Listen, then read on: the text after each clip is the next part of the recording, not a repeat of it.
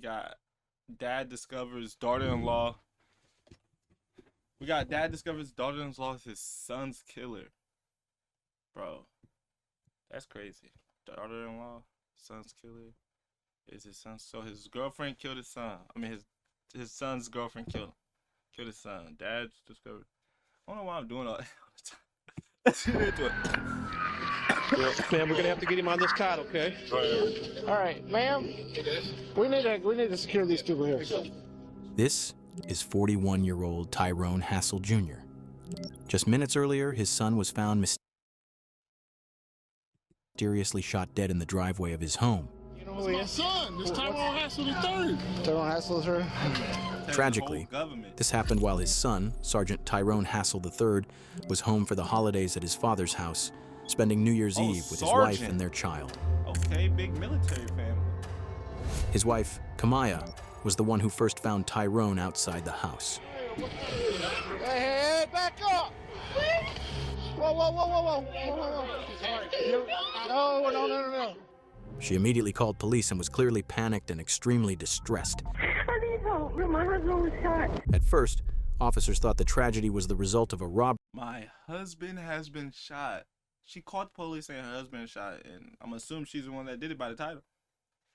Or a case of mistaken identity. This may be a robbery. But they would be horribly wrong. What Tyrone Hassel Jr. didn't know yet was that his daughter-in-law, Kamaya, was hiding a dark secret that would ruin the family's life. As the investigation continued, detectives would uncover a toxic relationship and a twisted conspiracy, with Kamaya at the very center of it all. No, he just brought us something to eat. Okay. So we sit on the couch eating.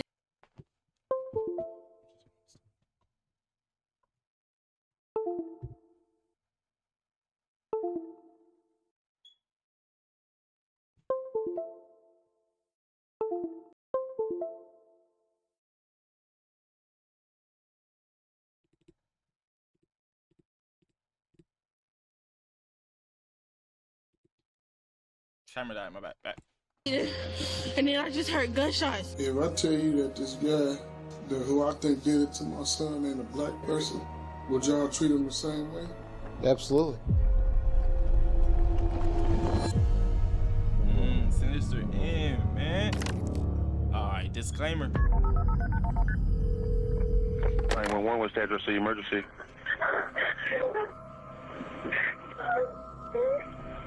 911. I need help. My husband. Hello? Hello. Yes. I need help. I need help. My husband was shot. I need help. Okay, where are you at, ma'am? I'm at Colfax Avenue. Colfax? Yes, please. Is this a house and apartment? What is the house? Okay, and tell me exactly what happened. I know my husband bought us some food, and he left out, and me and my son were eating, and I just heard gunshots. And I put myself in the room, and I came outside, and my husband was on the ground. Okay, stay on the line with me here. Okay.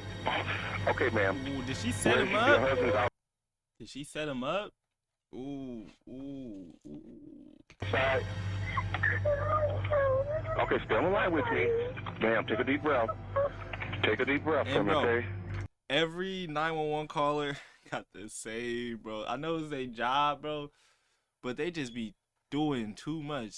Like, why people be going crazy? All right, can you tell me this? Can you tell me, like, they got to get the information, but they be asking the most, like, you'll be hiding under the bed. They be like, do you know how he look?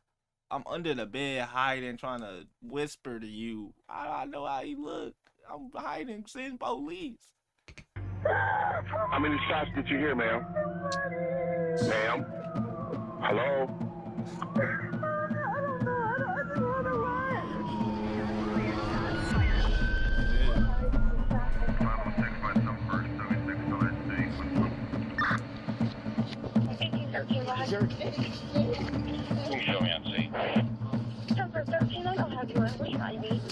Hey, Sarge, can you get some tape and secure this for me? Yep.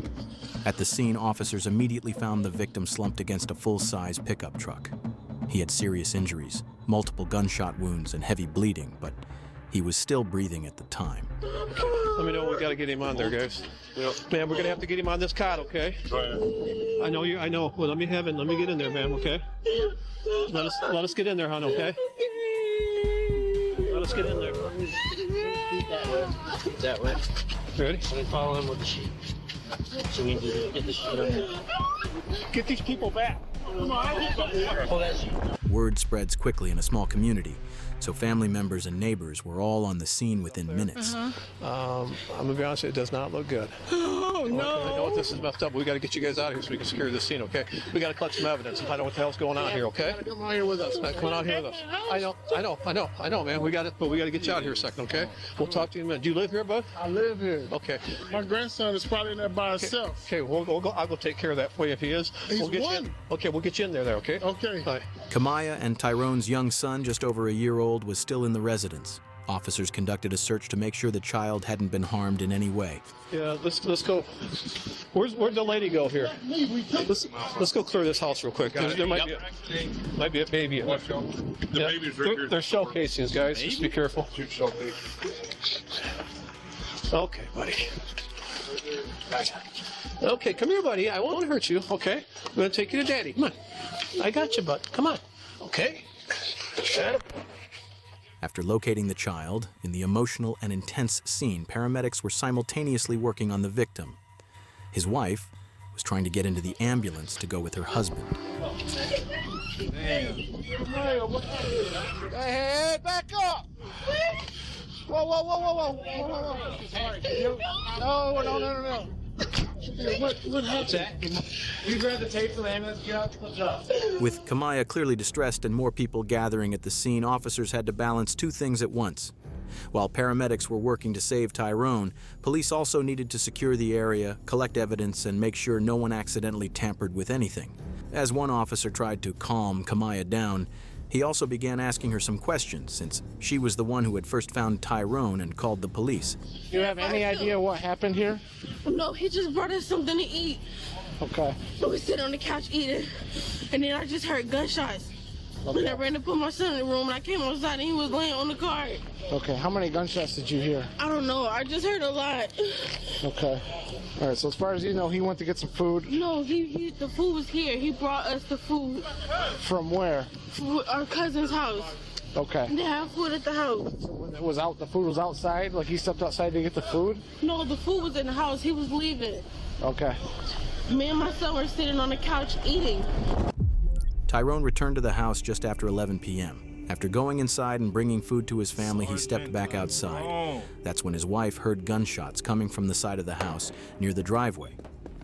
She ran outside and found her husband lying next to his pickup truck in the driveway, badly injured and suffering from multiple gunshot wounds. Who's this guy that's shot in the head? Head? The head? Yes. Okay. What's his name? Tyrone Hassel. Just heard. The story of how Tyrone met his wife goes back about 5 years before this tragedy. Tyrone was starting his second year of college when he decided to join the Army. In 2015, he met Kamaya while they were both serving in the military and stationed at Fort Carson. Their relationship moved fast and quickly became serious.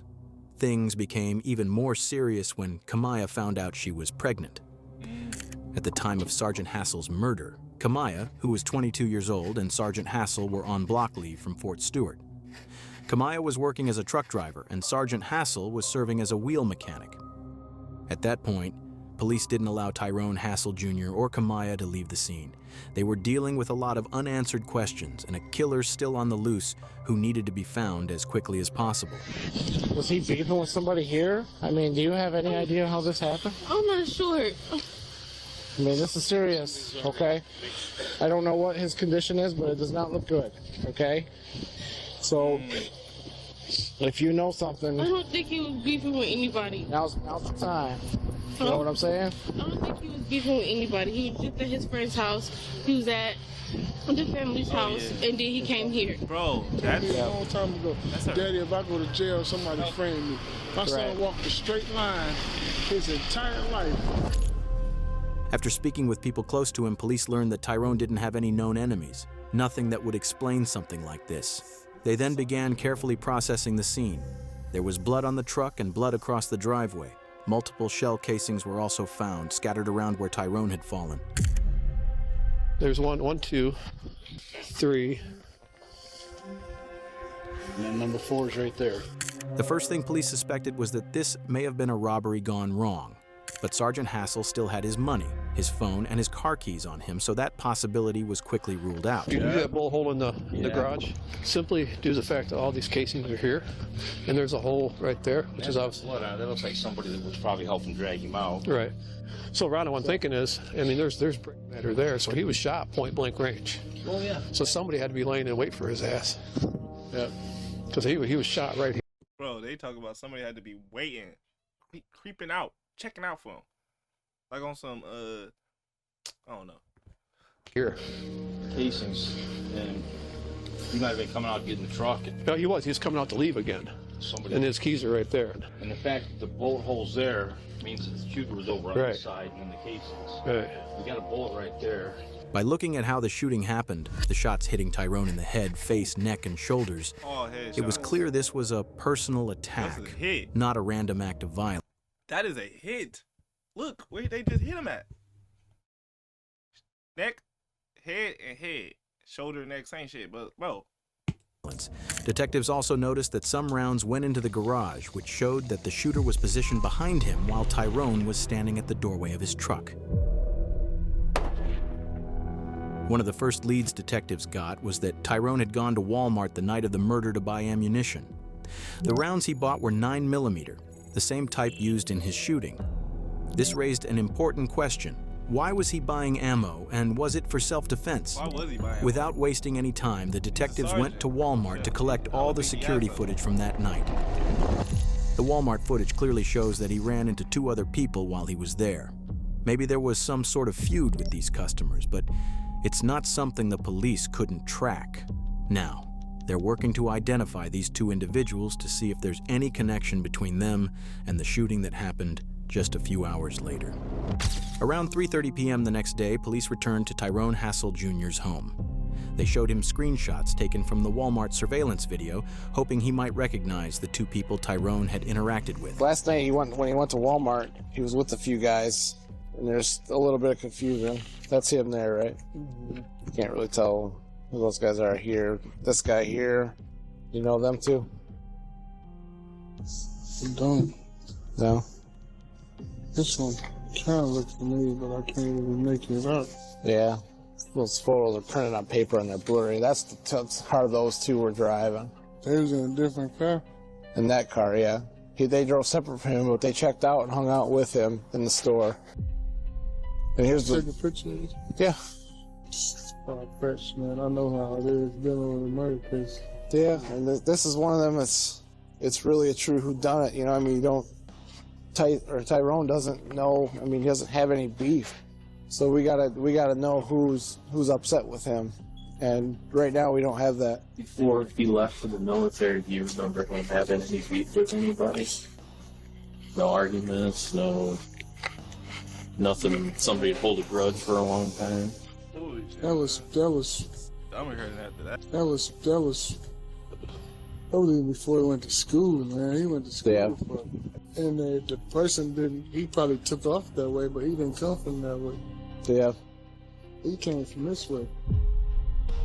There's a bullet hole in my garage and my fence. Yeah.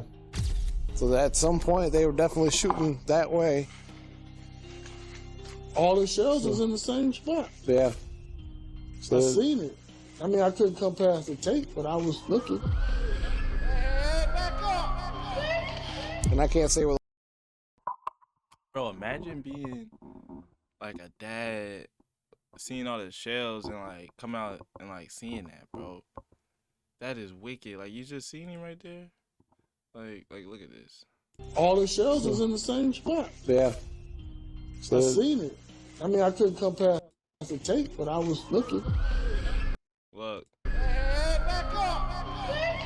And I can't say with 100% certainty, but That's nuts, bro. it sounds like when Tyrone was on the ground, they shot him again. I can't say 100% that's what happened, But typically, So they just walked him down. Is basically what he's saying. They just got him on the ground, walked up on him, and just that's bro. What? He a sergeant. What could he be into? What could he be into? Really? typically when you're shooting and it's that type of a situation, you don't usually get two rounds in the head. I want to know something. Family wants to find the person responsible for a New Year's Eve shooting that left a 23-year-old active military member dead. Through the investigation, detectives conducted interviews and eventually learned that the two men Tyrone had interacted with at Walmart were just his high school friends with no connection to the shooting. With no clear motive or useful leads, the police were still at the very beginning of their investigation. It didn't take long for the next lead to come directly from Tyrone Hassel Jr. himself. He started going through social media, carefully reviewing posts on Facebook. A real father. That dude, like, who killed my son? He trying to figure out every last like bit, bro. To see if anything could point to who might be responsible for the crime. When he came across something that seemed suspicious, he immediately went to the police department to report it. If I tell you that this guy, who I think did it to my son, ain't a black person, that he's not a black person, would y'all treat him the same way? Absolutely. I think I know who did this to my son. He believed the killer might have actually been looking for Tyrone's stepbrother, who at the time was dealing with some personal conflicts with other people. Because of that, police considered the possibility that this was a targeted hit meant for the stepbrother, a case of mistaken identity that tragically ended with Tyrone being. That could have been. Dang, it's a lot that's going on, man, for a sergeant. Like, I mean, he was just chilling with his friends at Walmart, and then somebody coming for his stepbrother being killed instead. Just the first screenshot. Oh, that's what you're thinking? Bro, what is that? Is that Facebook, Instagram? I don't know what that is. Now, you know, Yep. my stepson. Yeah. He's into a bunch of shit. Oh, and we know. Police interviewed Tyrone's stepbrother and took his statement, then followed up by speaking with other witnesses connected to him. He was there? He was there the whole time? He was there. I don't know, bro. Let me just watch it. I don't know. They pushed this lead as far as they could, and it took about a week to interview everyone involved. But once again, it went nowhere. As the investigation continued, the evidence police gathered made one thing clear: the stepbrother was not involved. There was no indication that he, or anyone he had issues with, played any role in the shooting. On top of that, his appearance was very different. He had long dreadlocks down to his shoulders, making a case of mistaken identity with Tyrone highly unlikely. In cases like this, when police don't have an initial suspect, they're forced to follow every possible lead. After that, police began receiving a large number of tips from the community. In several of those tips, callers said Tyrone had been seen in the roller rink area, where he was involved in a verbal confrontation with another person. Detectives then located Tyrone's friend, Dylan. They brought him to the police station to talk in more detail about what had happened and see if it could be connected to the shooting. What did you... At least he got good friends for them to come forward and stuff like that. They ain't like playing like that snitch role or trying to like, you know, but at least they got people coming out, man, black people. See you there. We got there, when we see him, I'm speaking, he just give us an odd look, and then like, Tyrone cut out early. So this drama dude was on Apple Street too? Yeah. Wherever that was? Yeah, he just like give off this vibe. He mentioned that there had been a verbal altercation with a guy known by the street name Drama. Investigators decided to follow up on that lead to see if it had any connection to Tyrone's murder. They also brought in 2 other friends for interviews, hoping to get a clearer picture of what really happened. So the reason I'm here, you were at the roller rink Sunday night with Ty. So did you see anything happen out there that looked funny or anything like that? Because one of the guys that was with you saw him and Drama have like some kind of like a gaze, maybe a glare type thing that happened? No, I didn't. I didn't see anything. No. Majority of the time he was there, he was just skating. Did you see where Drama was at all? Did you know who I'm talking about? I didn't see it. I know him by the name of Drama, but Do you? I didn't see him. Okay. This is just one of the many leads. We've got a couple different names getting thrown out there, and Drama was one of them. Hope this thing comes to a head and they find out what's going on, because Yep. it's weird because you don't have random gunshot type stuff happening No. on KAVFX. Oh, no. Dead end after dead end. The process of chasing leads that go nowhere can be exhausting for investigators. But what detectives still didn't know was that one of those tips would eventually become the key to solving the case. The person responsible had been right there the whole time, standing close to the family and the police, appearing to grieve along with everyone else, a revelation that would soon shock the entire community. Through the investigation, a resident came forward and reported something unusual. On the night of the murder, they noticed a vehicle backed into a driveway at a residence. That detail ended up giving detectives one of their first major clues. Hey, Walt, how are you? Hungry as ever. Hungry as ever? Yeah. Hi. We had, not bad. We've had better days in St. Joe Township. Yes. We've had a shooting over there, and Frank said you saw a vehicle parked over here? He parked right in Brown's driveway, backed in. Okay. The reason I know all this, I was in my bedroom watching TV and I had the shades open. I can see everything that goes on. Mm-hmm. He got out of it. Well, first of all, About what time was this? 9:30, 10. Okay. Somewhere on there, right? Anyway, first time he was there, and then he left, come back about 15, 20 minutes later. But when he come back, I bet money on it. He was doing 50 miles an hour going up. 50? At least. And he turned around up there, come back, turned his lights off, backed into the driveway, waited there for a while. He knew I was watching, I think. But anyway, he stepped out of his car, got back in. A couple of seconds later, he got out again, completely, and started walking. And I watched him, and he went and turned left. Okay.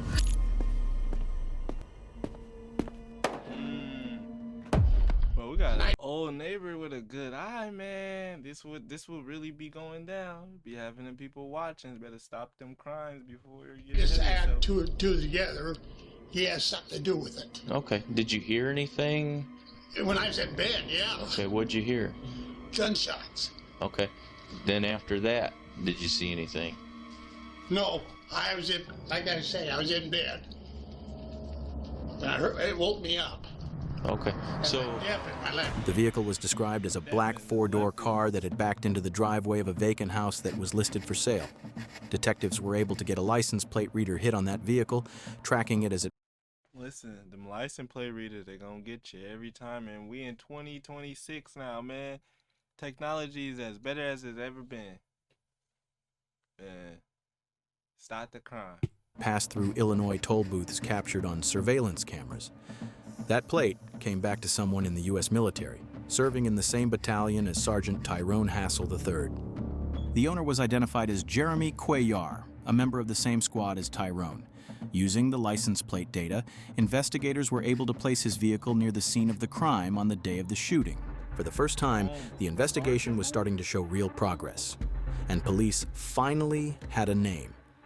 Before detectives spoke directly with Jeremy, they immediately contacted investigators at Fort Stewart working with the U.S. Army.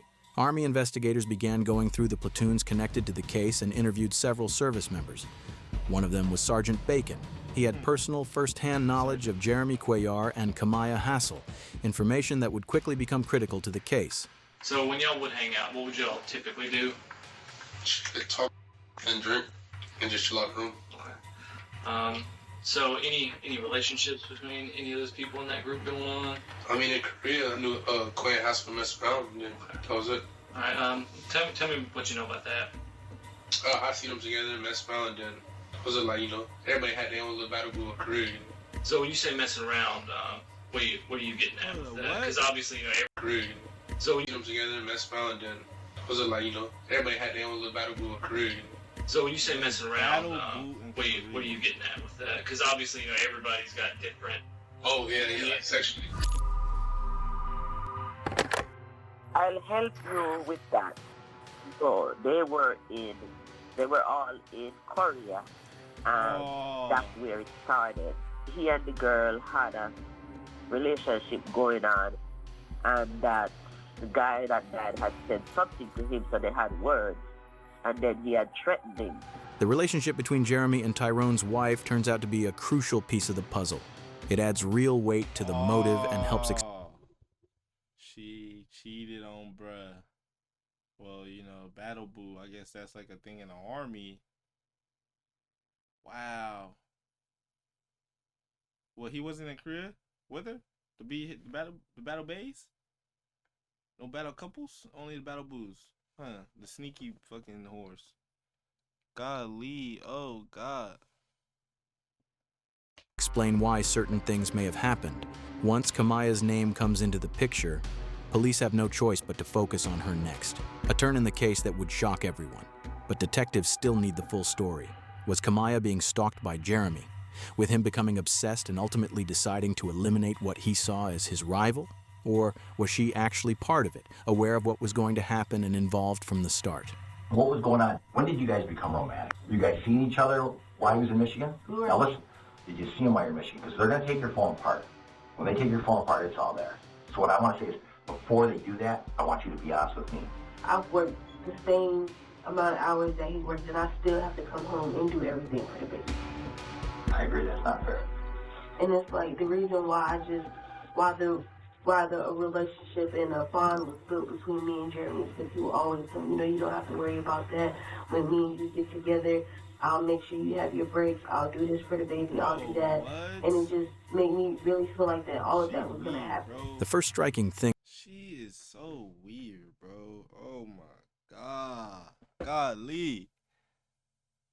Golly, bro. Instantly. It flipped. Story flips instantly. Now, bro wasn't a good father. Now this, now that. You got a Korean battle boo, bro. What? And now you about to run off with your Korean battle boo? Y'all all in the same platoon? Bro, she's weird, bro. What? thing about Kamaya in the interview was how cold and calculated she was. Definitely not normal for an average person. Exactly. You could even say she manipulated Jeremy into pulling the trigger. What's clear, though, is that she was a much more active participant part of the plan from the start, with Jeremy following through on her instructions. So, when we were in Korea, I can't really pinpoint exactly when it was. Me and Ty had this big argument, and then, I came back into building, I was talking to Jeremy. I'm like, man, I don't want to be with him no more. Like, I'm tired of this, I don't want to deal with no more. And he was like, so why y'all still together? And I was like, we have a child, and even if I talked to him about divorce, he probably wouldn't even, do it with me. And he was like, if you ain't even do it. It's choosy. Susie choosy, man. They choosy. Susie. They married in the same platoon. How much better can it get? Y'all in the same... I can handle that. And I was like, what do you mean by that? He was like, I can handle it. Like, I get that guy, I get a girl, blah, blah, blah. Well, it just started to progress. Why did you do it in Korea? No, it was just planned in Korea. It wasn't to be done in Korea. It was just planned in Korea when we got back to the States. But I didn't take it serious because Even though stop. Now listen, this is where you and I stay straight. Because you didn't take it serious because you knew he was out there that night. Well, yeah. With a gun. So were you guys talking because they're going to get your correspondent every day? He would be like, what's today looking like? And I'd be like, well, he's out cutting hair. And he'd be like, okay, well, we'll be up there in a few hours. And then he'll come up here and scope out and see if he'll come home by himself or if he wouldn't, and then we would try to take the opportunity. I said, well, he's about to bring us something to eat, and then that's when he came. So you called him and said, well, hold on, I just come back to bring food. Yeah, I said that he was coming back to bring us something to eat. No, he just brought us something to eat. We were sitting on the couch eating, and then I just heard gunshots. She just got a dude murked. Well, why would you just divorce him? I talked to him about it, and he didn't want to. You put your needs, your wants above somebody's life. I did. Yep. Often suspects Yep. Sure did. Cause that's all they do, bro. What? won't say much to the police, but when she confessed during the interrogation, almost everything she talked about was about herself, how things affected her, why it had to be done, and how calculated it all was. You know, you said you feel about as responsible as Jeremy is. I mean, would you say this is a 50-50 you guys were on this? Yeah. Okay. Because I knew all about it, and like I said, I probably could have stopped it, but the reason that I didn't, because I felt like he would, be mad at me or... And not love you anymore? Yeah. Because I just felt like I wasn't getting that love at home like I wanted to. Without a doubt, she's one of the coldest. What else is there to do, bro? Just continue to lie at that point. You just got your husband murked. His pops over there hurting. You doing all that crying. You knew exactly what was about to go down. You knew exactly what was about to happen. Oh, golly. People you could ever come across in any true crime story. At the same time, the Army's Criminal Investigation Division in Georgia brought Jeremy in for an interview, coordinated with local law enforcement. Both interviews were conducted at the same time, making sure Jeremy and Kamaya had no chance to communicate with each other. You've probably seen or heard on TV shows, you have a right to remain silent, you have a right, to an attorney, those types of things. And at this point in time, do you wish to have a lawyer? Okay. Exactly the opposite of Kamaya, Jeremy didn't say a word. He invoked his right to remain silent, and at that point, the interview had to be ended. During the investigation, the mounting evidence against Kamaya was overwhelming.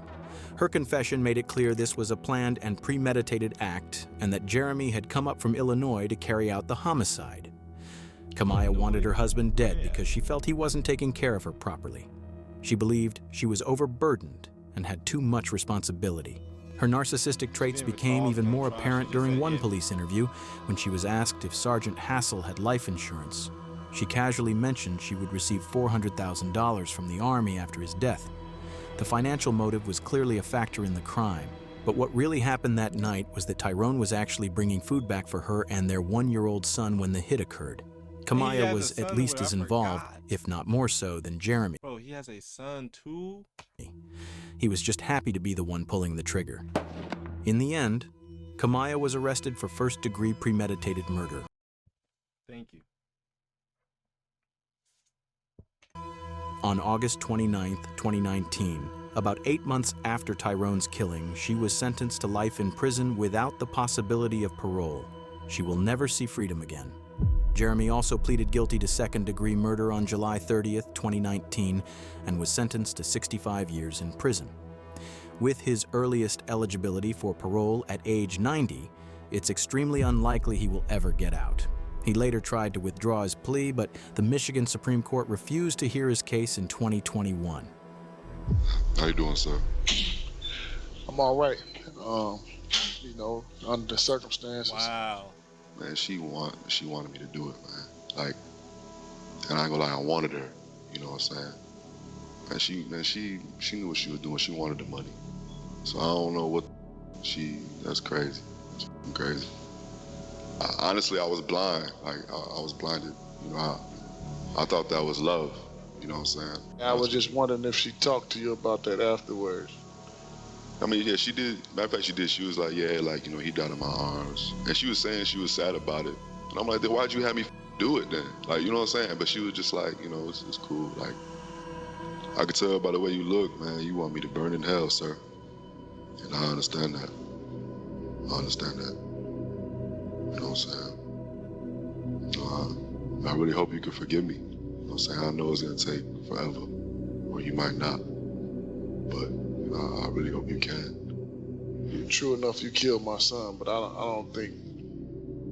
I know I'm looking at somebody that had a twisted mind at one point. You know, you seem like a good cat. And I hate the situation had to happen, especially I hate it had to happen to my son. I'm never going. The only thing I could do is visit him in the grave.